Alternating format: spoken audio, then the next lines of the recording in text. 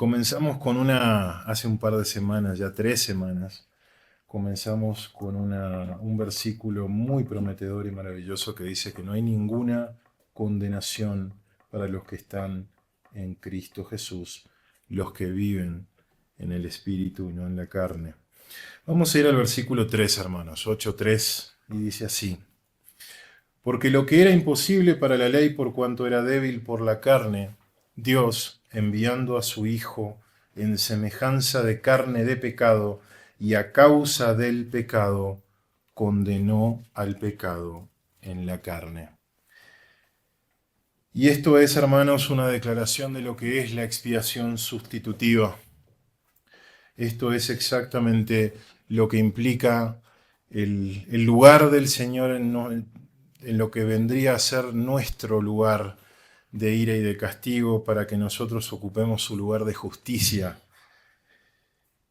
Y recordando un poco lo que decía Pablo en los Gálatas, hermanos, preguntaba él, luego, ¿la ley es contraria a las promesas de Dios? En ninguna manera. Porque si la ley dada pudiera vivificar, la justicia fuera verdaderamente por la ley. El hombre necesita, como hemos hablado, creer que él abra su propio camino al cielo. El hombre es soberano, como dice el pelado Cordera, yo soy mi soberano, yo soy mi Dios. Eso es lo que al hombre le gusta creer, ¿no? Que todo lo que hacemos lo hacemos por nuestra fuerza y nuestro brazo, no por nuestra propia autoestima y sentido de autologro, sino también por una cuestión de reputación y una cuestión de imagen en la sociedad. Necesitamos sentir que dejamos un legado, que dejamos algo con el cual seremos recordados. Los grandes hombres, autos llamados grandes, han dejado monumentos, estatuas, grandes obras arquitectónicas, obras maestras, buscando la trascendencia, la inmortalidad, para encontrarnos realmente que todos terminamos igual, en el mismo lugar y en la misma condición. Por más de que nuestras obras hayan sido grandes a los ojos del mundo, vanidad de vanidades, todo es vanidad. Todo vuelve al polvo, todo regresa al origen de donde vino. Al punto de que este mundo está marcado por la degradación, la corrupción y la muerte. Y eso es inevitable para todas las cosas. Solo había una manera de que realmente pudiéramos alcanzar la trascendencia, de que realmente pudiéramos alcanzar la eternidad. Y eso es en Cristo. Cuando Pablo, hablamos, vio lo que era el Evangelio, lo que era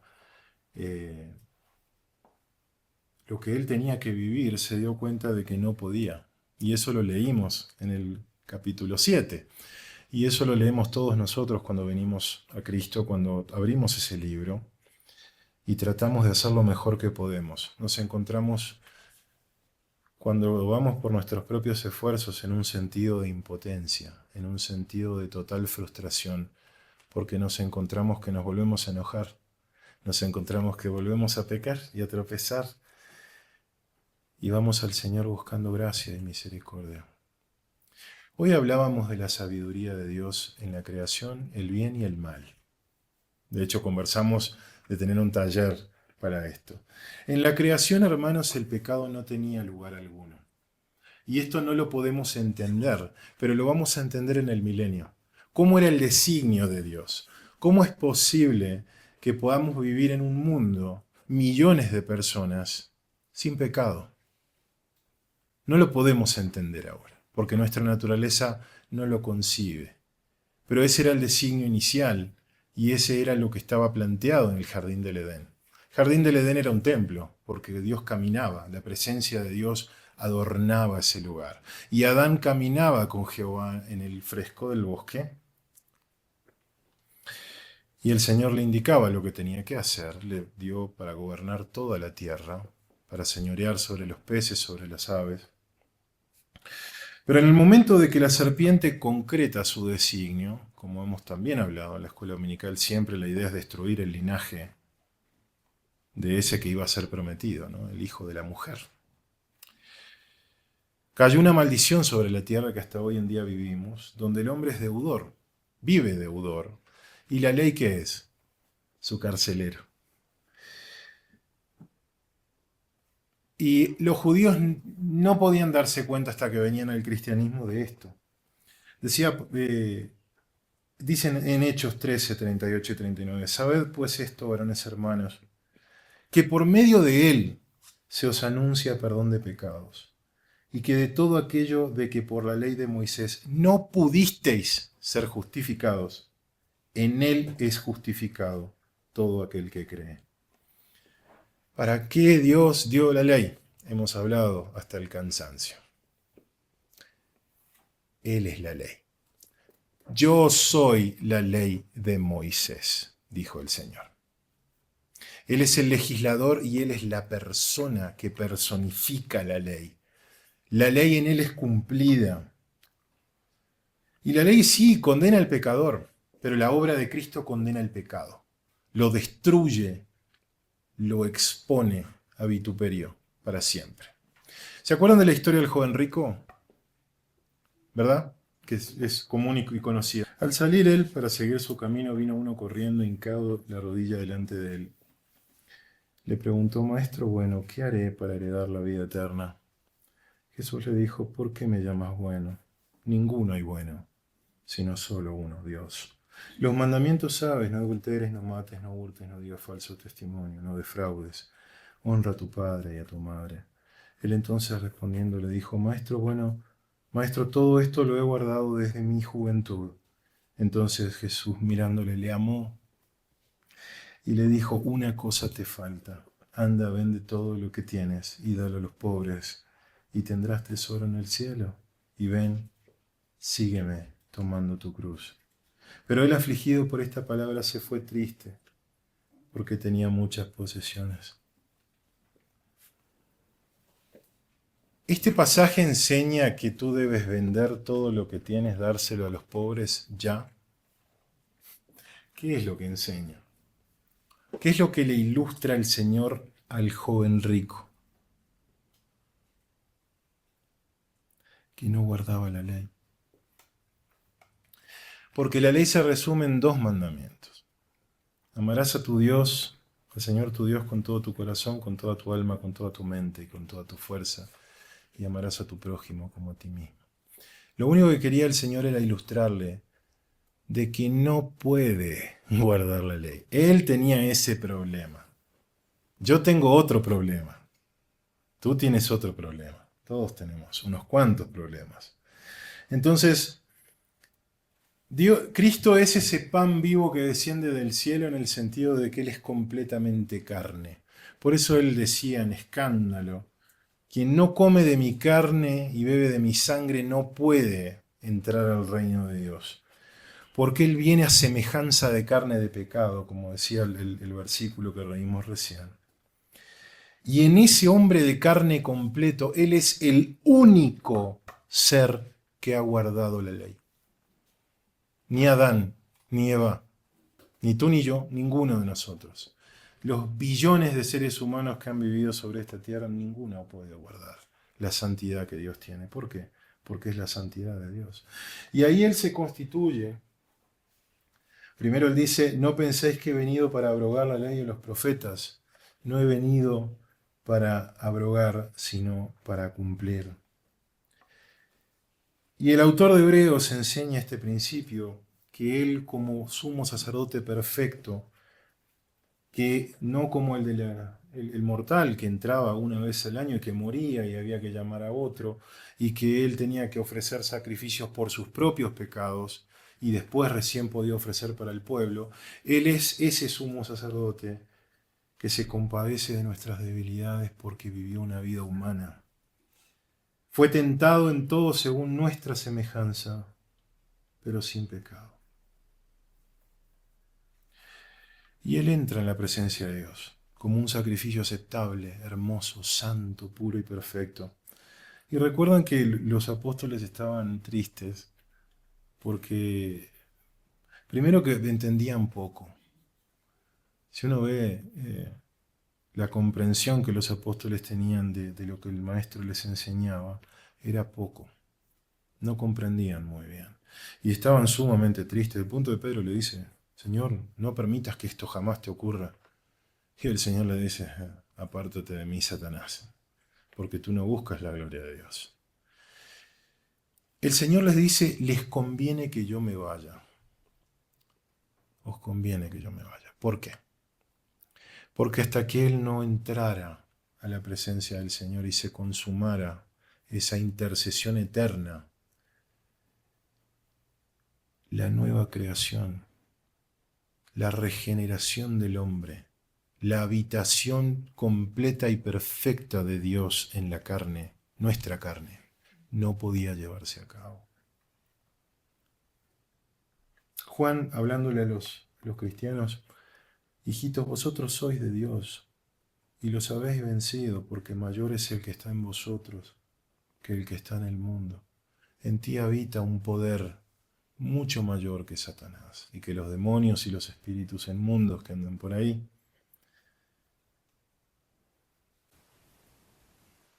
Y Él condena y conquista ese pecado. De hecho, Él le dice, al finalizar su misión, Él dice, ahora es el juicio de este mundo. Ahora el príncipe de este mundo será echado fuera. Cuando Cristo paga la deuda, cuando Cristo se convierte en el receptáculo de toda la ira de Dios y toda la justicia divina cae sobre Él, Él compra el derecho por su sangre de toda la creación, de todos aquellos a quien Él disponga y el Padre traiga a Él para ser salvos. Y esto lo resume Pablo en 2 Corintios, el que no conoció pecado, por nosotros lo hizo pecado, para que nosotros fuésemos justicia, hecho justicia de Dios en Él. Y Él volverá sin relación con el pecado, como dicen Hebreos. Así también Cristo fue ofrecido una sola vez para llevar los pecados de muchos, y aparecerá por segunda vez sin relación con el pecado, para salvar a los que le esperan.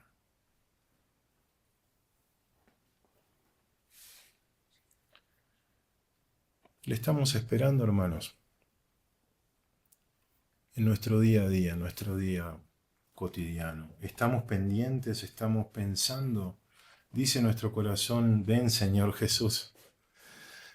O estamos medios atareados y ocupados en nuestras tareas y trabajos, porque aún en nuestras obras seculares, aún arreglando tiendas, como hacía Pablo, podemos hacer cosas y podemos tener el corazón puesto en Él. Él podía vivir si quería de la predicación y del Evangelio, pero Él decidió no imponer esa carga sobre los cristianos y hacía tiendas. ¿Y quién más hacía tiendas? Priscila y Aquila. Y con ellos hicieron grandes cosas. De hecho, hay partes de las epístolas que van dirigidos a ellos. Y aún en tu trabajo, hermano, hermana, en tu empresa, en tu puesto laboral normal, en las relaciones que tienes en el estudio, puedes estar pensando en el Señor y haciendo la obra del Señor. ¿Por qué lo hacemos? Por ese reino, por la gente que habitará ese reino y que aún todavía no conoce al Señor y no es conocido por el Señor todavía. Hubo una época en que tú no eras salvo, ¿verdad? En esa época alguien o algo trajo a tu corazón la palabra, la locura de la predicación. ¿Quién fue? Piénsalo. Hace poco murió el pastor MacArthur.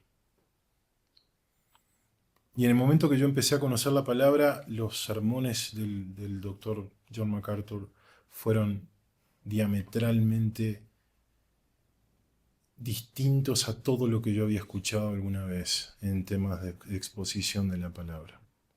¿Fue el pastor MacArthur el que me salvó a mí? No, fue el Señor. Pero doy gracias a Dios de que hubieron hombres como él, y que aún los hay, de que se quemaron las pestañas estudiando, hicieron grandes obras y trabajaron duro con fe y sacrificio para que la palabra llegara a mí.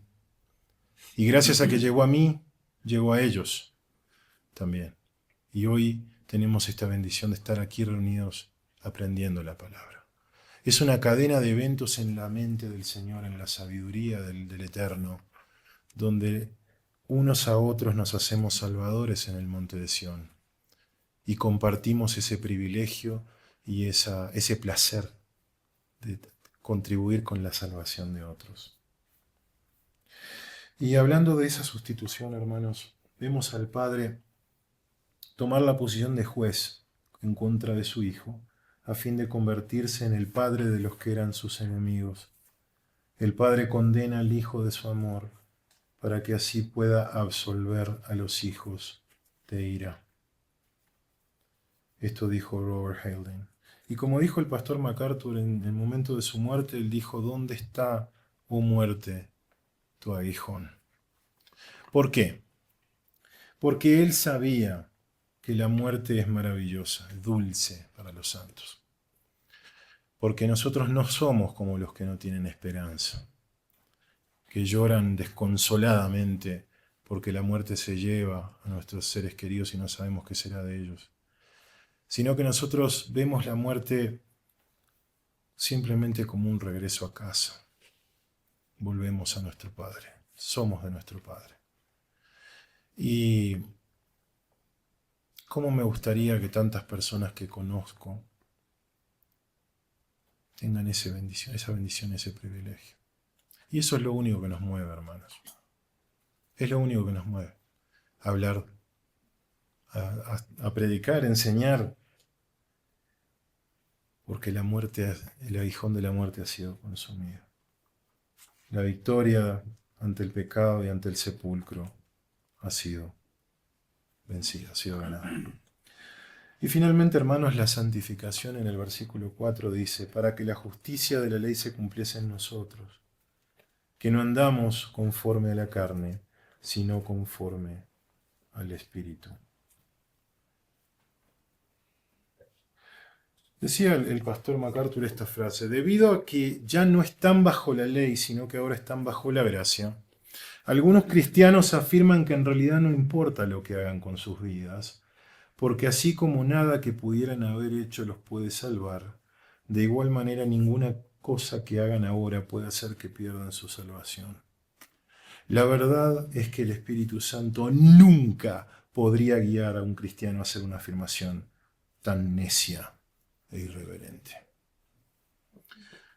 Cuando dice no andamos conforme a la carne sino al Espíritu, esto es una afirmación. Esto no es una invitación a que lo hagas. Está afirmando de que nosotros vivimos de esta manera. La habitación del Espíritu Santo no es la marca de un cristiano hipermaduro, como estos de la segunda unción. Es la marca de todo cristiano. A mí me mueve al dolor cada vez que hago una cosa que no debo hacer o digo algo que no debo hacer. El Espíritu todo el tiempo parece como que me está esculpiendo. Está trabajando conmigo una obra que será perfeccionada en ti pase lo que pase. Eso es maravilloso, esa es la promesa. Pero no eres tú, hermano, hermana, no soy yo, es Él. Cuando el Señor dijo, primero quiero ir por esto de Efesios que le dijo Pablo: digo y requiero en el Señor que ya no andéis como los otros gentiles, que andan en la vanidad de su mente.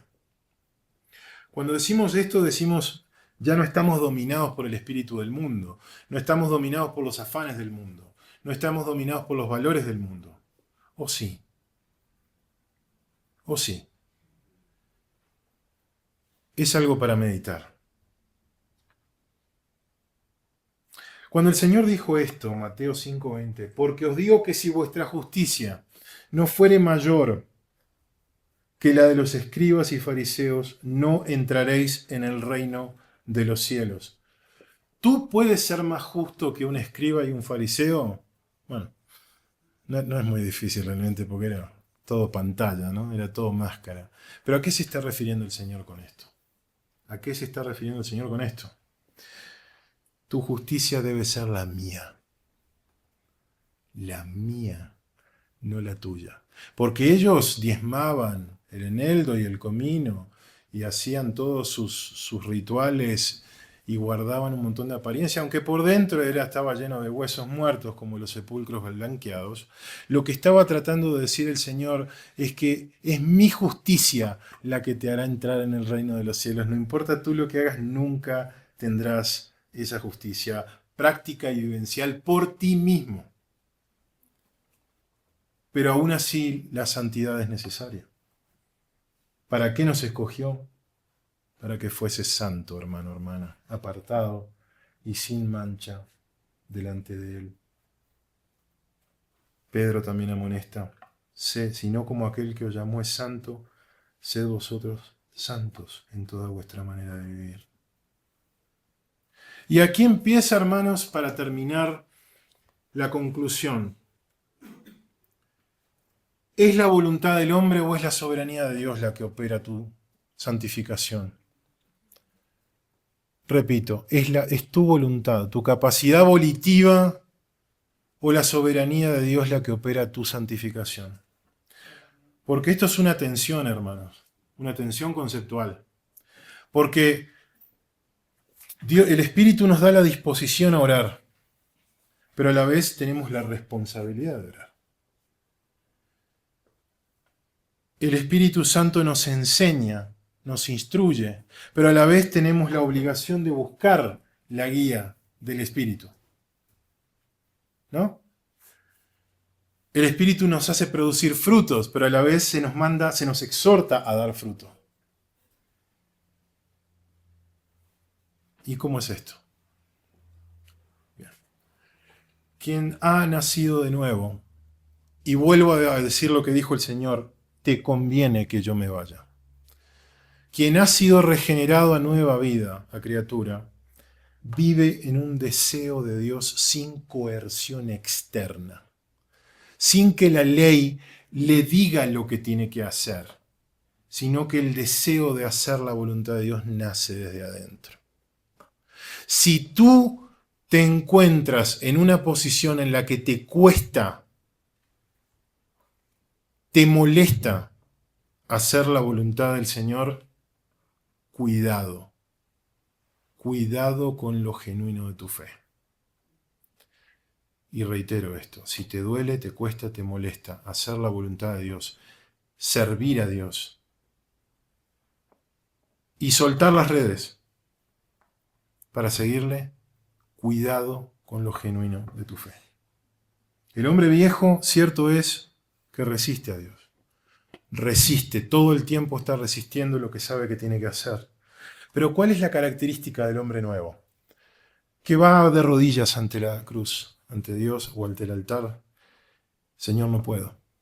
Señor, no puedo. Señor, me duele. Señor, me cuesta. ¿Y el Señor qué hace? Capacita, habilita. Él ascendió a lo alto, dice, ¿para qué? Para dar dones a los hombres. Él me dio el don de cambiar. Él me dio el don de cambiar mi corazón, mi conducta, mis malas prácticas, no todas. Todavía estoy luchando, con muchas. Pero Él es el que te da, hermano, hermana, la victoria. Práctica, vivencial el día de hoy. Permite que Él te transforme, hermano, hermana. Se puede. Permite, por favor, que Él te transforme y te haga a su imagen. Porque seremos como Él cuando le vengamos, cuando Él esté con nosotros. Y Él no se avergonzará de llamarte hermano. Amén. Terminemos, hermanos, con una oración.